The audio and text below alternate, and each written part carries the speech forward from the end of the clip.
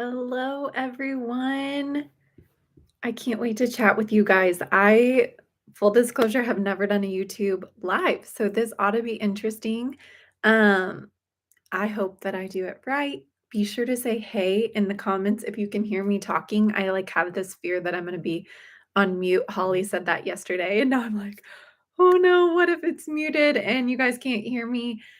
Welcome to, I see some of you guys popping in. Welcome to day 4 of the summit. I'm getting a little emotional that our baby, our summit, Holly and I's project that we've been working on for the past 6 months is finally here. And, it has been so meaningful to us hearing from you guys about how the speakers are impacting your motherhood journey already. So be sure to say hey in the comments. Let me know where you're joining from.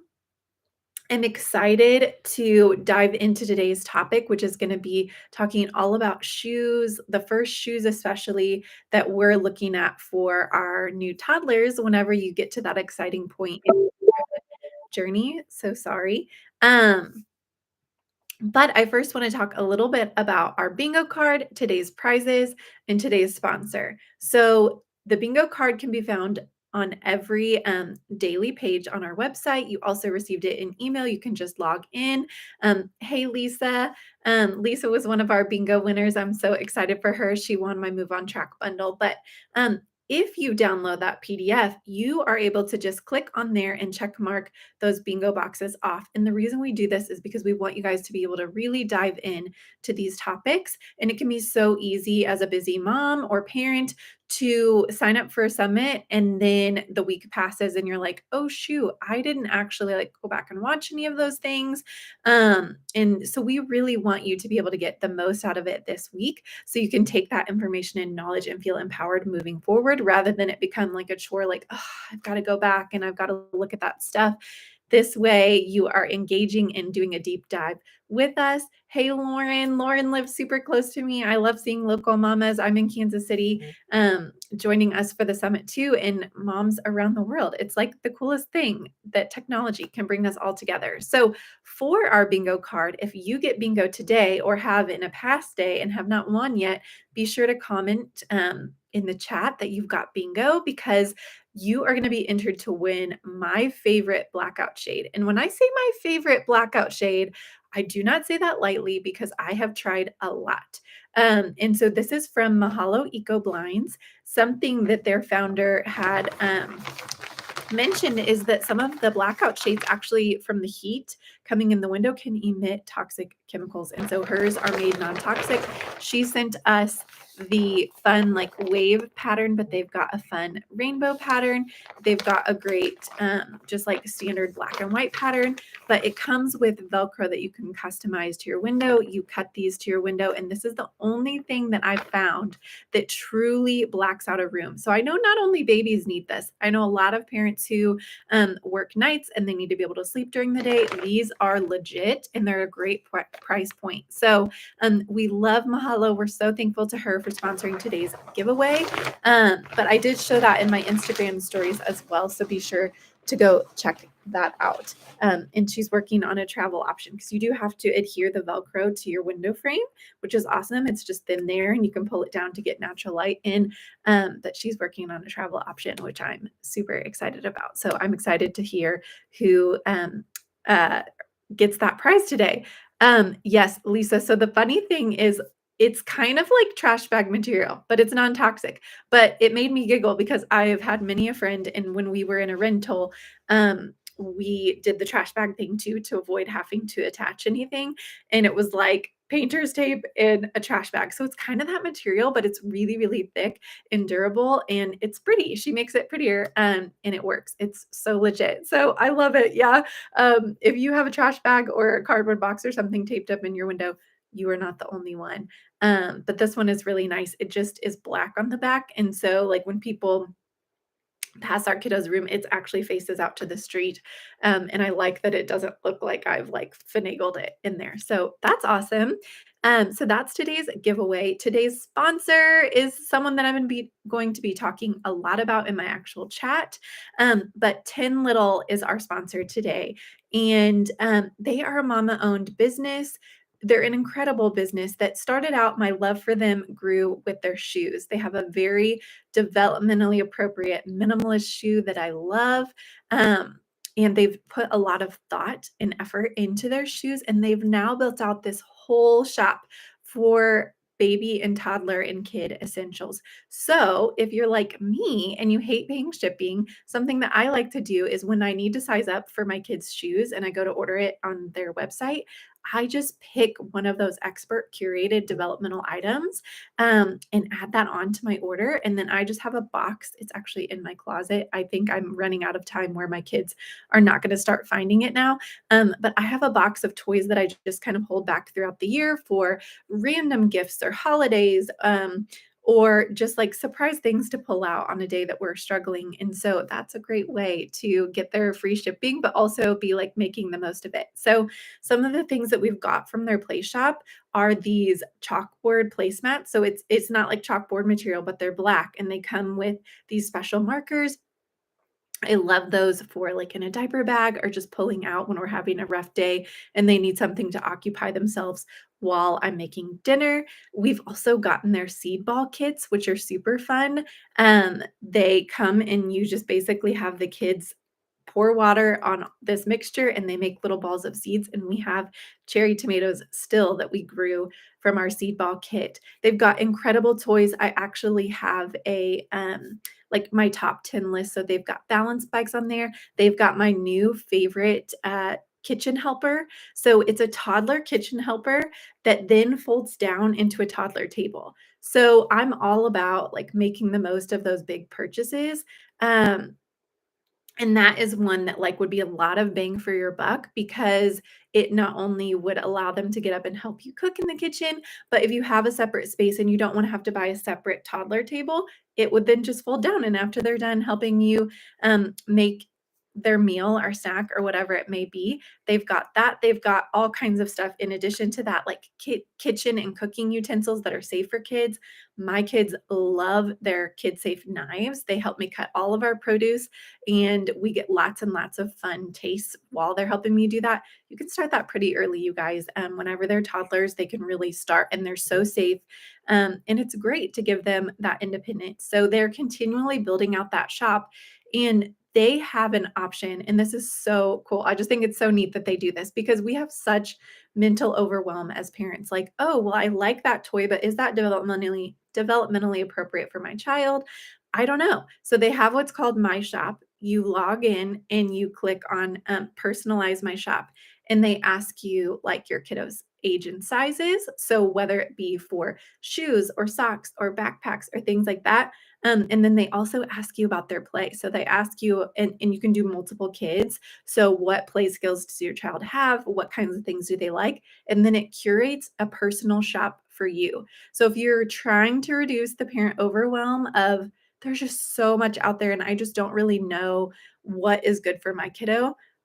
They do that as well. And they also send text messages to remind you it might be time to size up in shoes, which is another thing. It just takes off so much parent overwhelm. So we're so, so thankful to Mahalo Inco Blinds and Tin Little for sponsoring today. And I want to dive in now to today's topic, which is talking about for shoes.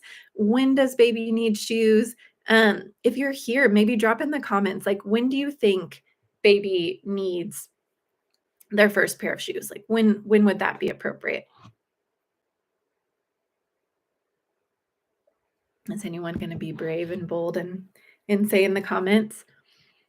The one disclaimer I will say to all of this is there is always best case scenario, right? Like I am an expert in baby and toddler development, in musculoskeletal development, but it is okay if you see a ridiculous pair of shoes, like the adorable shoes that like your baby can't even like roll over yet and you just want to put shoes on them. This is my disclaimer. It's okay. This is not to steal your joy. They don't need them. Then we want to prioritize barefoot at that point for all of the sensory input that they're going to be getting to their feet and all of the information that that gives their brain. But it's okay if you want to buy the ridiculous shoes.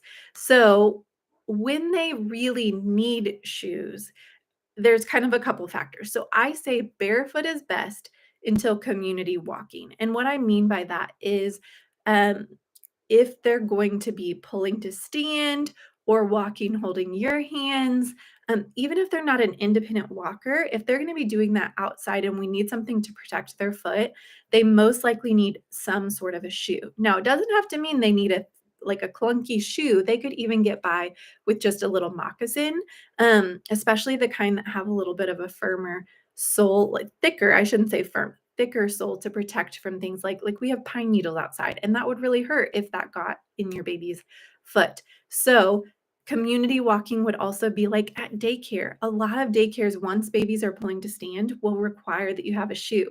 You can still start with something like a moccasin at that point, or I love, this is also from Tin Little. So here's the box. I'll show you too, just while it's on my mind. Tin Little's boxes all come with a measuring thing on the inside. So you take this all the way out and it shows you where to put your child's foot and it measures it for them. So this is amazing. I love that they do this. So these are the first walker. They're super, super flexible. I love that about these. You can even take the insole out. So if your baby has a really, really chunky foot and you just need some more room for that fat, chunky foot, you can take the insole out and they become even more of a minimalist shoe at that point. So, I really am a huge proponent of less is more when it comes to shoes. We want our feet to be doing the work. Our feet are incredible. They're an incredible part of our body that sends our brain so much information about where our body's at in space. I'm sorry if I'm blinding you guys. I feel like there's a reflection there. Let me see if I can turn this. Where we are in space, it helps develop all of the tiny muscles of our foot and ankle that are going to help our kiddos be able to run and jump and climb and be really stable and strong. And if we have a shoe that is too supportive when our child doesn't necessarily need that support, it can actually be hindering and turning off some of those muscles. So this is called their first walker, excuse me, and I'll show it to you in comparison. And obviously the size difference. This was Redding's last pair of Tin Littles, which are very well loved. They're easy to clean, but they're dirty right now. But these are they have a little bit of a thicker sole. They're a little bit firmer than this one is so great for a very first shoe. Love the Velcro. You should also know that Tin Little is now offering strap extenders. So again, I hear a lot from people that their kiddos' feet are too chunky to fit in the shoe. Those strap extenders are going to help tremendously. I always look for a nice wide toe box. So you want to make sure the shoe is not too narrow for your little one's feet. We want to feel like their toes can splay out in standing, and that can be kind of difficult to feel. I find it easier to feel in the actual everyday sneakers, but you want to try to kind of feel with your thumb down and see if you can feel any space when they're standing between their toes. That tells us that their feet are able to spread out the way that we want them to for proper development. Otherwise, their toes are getting really scrunched, and that can lead to poor development of their foot or just improper signals that they're getting back to their brain about where their body's at in space. So these are the first walkers. These are the everyday originals from Tin Little. So let's talk then about some of those features that I was kind of going into. So things we want to look for are that wide toe box. And so if you're ever in question, use that thumb trick, but also just look, see on the back of here how the toe is much wider than the heel of the shoe. You want to see that it's a lot wider. It should not be the same width all the way up. And I have seen some first shoes that are the same width. So we want them to be able to splay out. I love Velcro. This encourages independence. This encourages just ease for you of getting these on. Lots of adjustability there as far as making them wider or narrower. If your kiddo has a really narrow foot, you can then take this and really pull that over and make sure that it's nice and secure against their foot. I love shoes that have a removable insole because, especially babies and toddlers, they have really chunky feet. They lose lots of fat in their feet in the first 3 years of life. Sorry, I'm trying to get this one out and it's being stubborn on me. Um, but you can always remove these for a life hack to make the shoe bigger, whether it be for a chunky foot or an orthotic. I love to see that there's a pull loop too. Just trust me on this one. It makes your life a lot easier and it prevents them getting so frustrated that the back of the shoe is getting caught down behind their heel. And then I like to see just a very slight toe rise. I'm seeing a lot of shoes, both for children and adults, that have way too big of a toe rise. We don't need that, you guys. Some of the athletic shoes that are coming out are not what's best for our feet, but we think that they are. We think the more bells and whistles and the more differing angles that they have, that maybe they might be better for our foot, but our natural foot position is what's going to be the most supportive and natural and going to support us from the ground up. So I'm speaking in general about a typically developing foot. For today's sake and just for time's sake, I'm not going to talk a ton about the kiddos who really need a lot more support because that is so, so individual. But I do have a blog on shoes for new walkers that I can try to, maybe Holly will link it here, but it kind of shows a breakdown of when you might think that your little one might need a more supportive shoe. I want you to remember though, that when babies first learn to stand, they haven't developed any of those muscles really of their foot and ankle. So it is very normal for them to look like they have really flat feet. Maybe they kind of turn in or out as soon as they learn to stand. We want to see that by the time they're independently walking, that they are starting to have more of a normal looking flat foot. And you'll see in those pictures what I mean. But they're not really collapsing in. They're not toeing in or toeing out. And that is what we want to see. But it does take time in standing and building that strength to get to that point. So let me check my notes. I want to make sure that I'm getting to everything I want to get to, but just a quick review. A flexible sole. I didn't mention the heel cup either. We want them to have some support around the heel cup. So I want to be able to pinch this. I don't want it to be so rigid that I can't pinch it, but I do want it to have some give back. This keeps their heel in a nice upright position, which is what we want for their foot. I love Velcro. I love a removable insole. I love the pull loop. Love a slight toe rise that helps them to not be catching their toes constantly, especially as a new walker. This is really nice. And we want to see that great wide toe box. So I'm going to look at some of your comments and then I'm going to look at my notes to be sure that I'm getting through some of the things I want to get to. We're going to talk about socks here in just a second too. As an aside as well, I'm almost done with my fall and winter shoe guide. And it's a little bit different than it has been in the past. I am growing more and more, excuse me, this light, into the realm of minimalist shoes. And I think when we hear minimalist shoes, we think they have to be like those weird, I shouldn't say weird. Lots of people wear the toe shoes, but like weird meaning not widely available, like those toe shoes are ones that you can only get from really obscure websites. And that is not true. There's lots of what I would consider a minimalist shoe on Amazon, on websites that you would normally be shopping at Target. And I have linked all of those. It should be released by this weekend. So be um, tuning in for that. I will be releasing that in my weekly email newsletter. But let's see. Okay. Lisa, tell me what you mean when you say get them familiar with them per milestones in motherhood. I haven't seen her post that says that.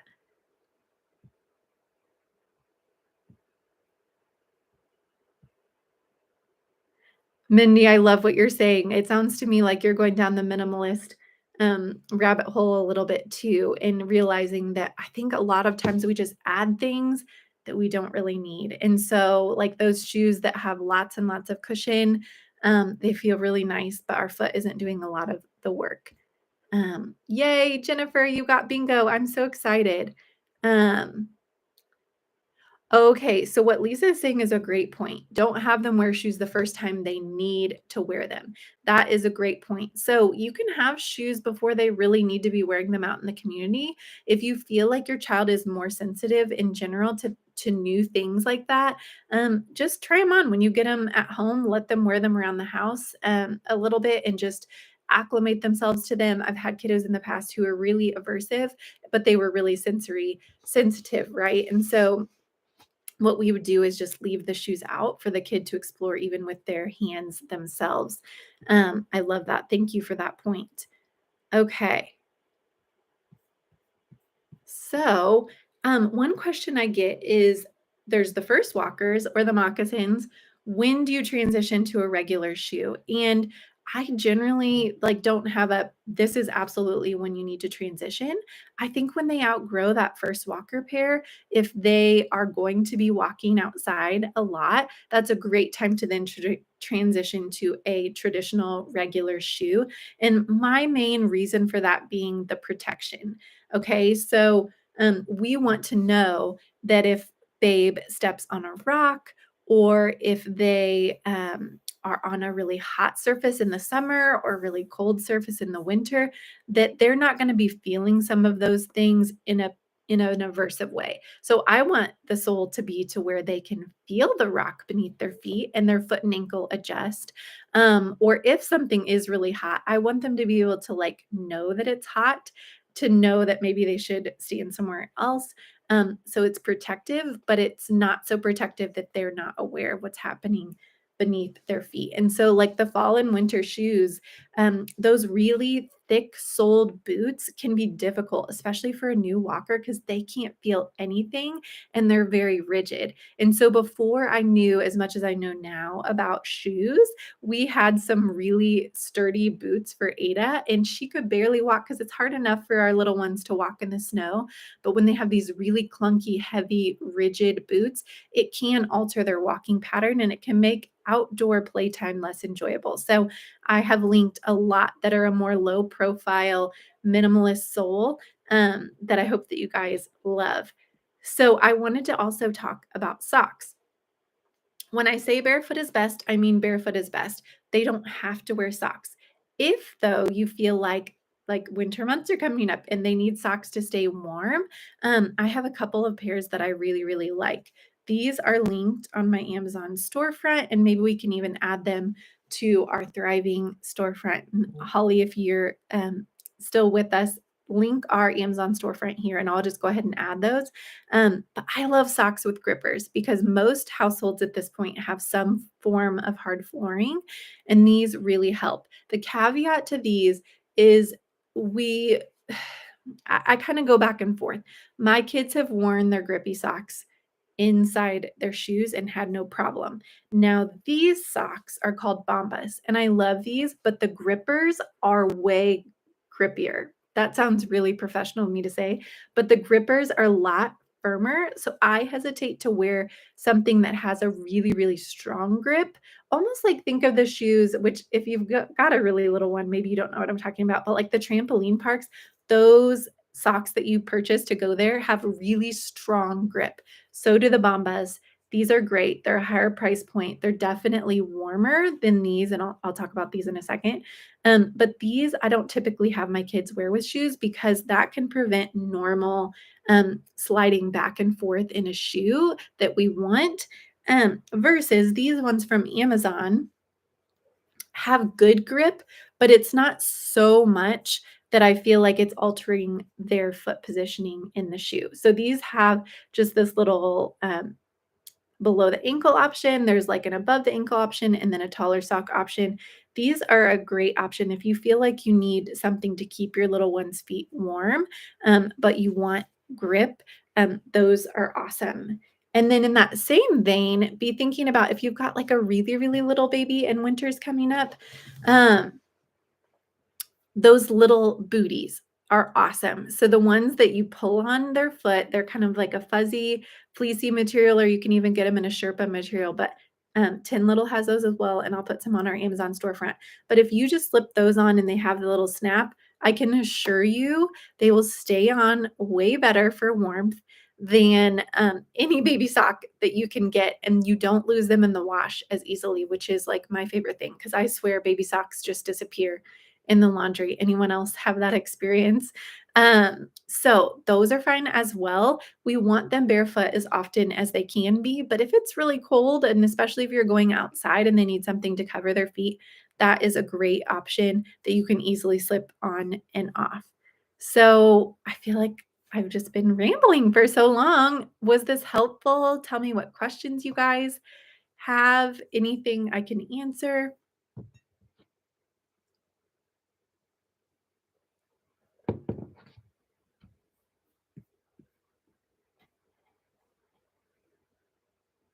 Oh, okay. Lisa's saying use a mesh bra. Do you mean mesh bra bag for washing socks? I clip it to the hamper.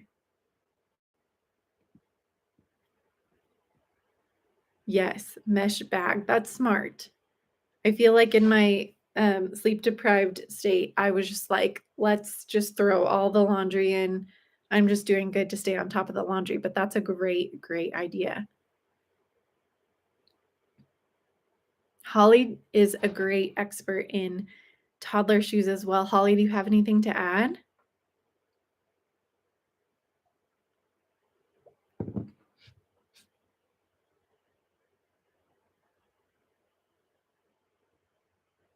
While we're waiting for questions, I just wanted to say I'm so excited for today's speakers. I can't wait to hear what you guys think of them. I'm looking at my list. Sarah from Simplifying Play is amazing. She talks about all about nature play with your baby. So, in that vein of talking about winter boots for baby, I've linked some even for baby. So, like if you're wanting to take your little one out into the snow, which is not unreasonable, and is so good for baby to have that sensory experience. We've got awesome tips in that talk as well. This Happy Nanny, Eleanor, is amazing. She talks all about Montessori play from birth to 3 months, which is something I was not super familiar with. I'm a little bit more familiar with Montessori in the toddler years. We've got Kira from Here We Grow. She is talking about everyday sensory play. And this one you guys are going to want to listen to because there's so much noise on social media about needing to make these elaborate sensory setups. She's amazing. She's kind of refuting that and saying you can, but you don't have to, which is awesome. We've got Lizzie from Doc Lizzie DPT. She's a physical therapist that works with pelvic health and return to exercise. She does an actual amazing demonstration for our VIP ticket holders. And then Megan from The Meaning Mentor, who is another incredible speaker. She's talking all about how to be managing your schedule as a new mom and instead of letting your schedule manage you or control you. Excuse me, I think I might sneeze. Mindy, you're saying what? Excuse me. What are my thoughts about the newer style toeless socks for littles? I don't know anything about this. So I'm going to have to go investigate toeless socks. That's interesting. I'm not really sure. I will say now, the more that I've known about foot development, from a budget perspective, there were times where I absolutely have put like the smaller socks on my kids. And I didn't realize until now I've done a much deeper dive into foot development, but didn't realize that something as simple as that can be really, really restricting for their growing feet. And so we want to make sure we're getting appropriately sized socks. And so, like I said, the Bombas that I really, really like are a higher price point. These ones from Amazon, I think, are like $15 and you get maybe 10 pair, maybe even more than that. Like yoga socks. Okay, well, I don't know. From a warmth, I just off the cuff, from a warmth perspective, they wouldn't be effective. But I guess I can see the benefit to allowing their toes to splay out. I don't necessarily know that it's necessary.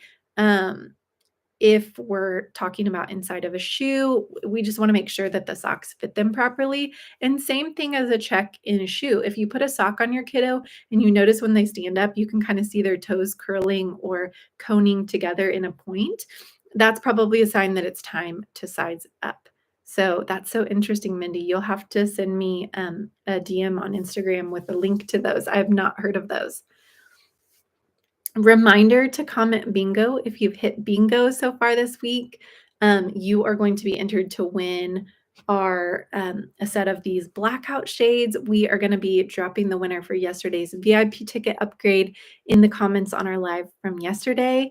We love to hear from you guys, whether you love to talk or loved a specific speaker or are loving a certain aspect or having new realizations. We love to hear from you guys in whatever form, whether that be email or here or DM.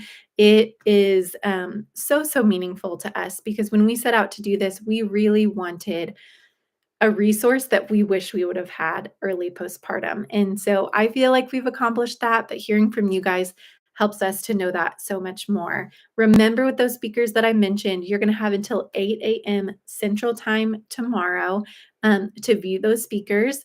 You can upgrade at any time to the VIP ticket. That ticket price is going to go up when the summit ends. So our summit ends tomorrow, and that ticket price is going to go up. So definitely upgrade if you're even thinking that you want to do it now to get the best price that you can. It's such an incredible value. I know several clinicians are using it for their continuing education hours. And for me personally, I have done Holly's Toddler Play Summit in the past, and I loved having the podcast access to be able to listen to anytime I wanted. I didn't have to, log in at a specific time and listen. So that VIP upgrade is well worth the money. Jennifer is saying she loves the mental health professionals. They are incredible and people that I just so desperately wished I would have had speaking into my postpartum journey. So I'm so thankful for them. Let's see. Yeah, I think that that's it. I think I'll sign off and let you guys get back to your day. But thank you for listening to me. I will try to link my shoes blog in the comments here below the video when we're done so that you can check that out. And then I will also be sending out the fall shoes guide to all of my subscribers. So you can subscribe on my website at the Movement Mama blog.com and be sure that you're looped into all of that. I hope you have a great day and thank you so much for being here with us.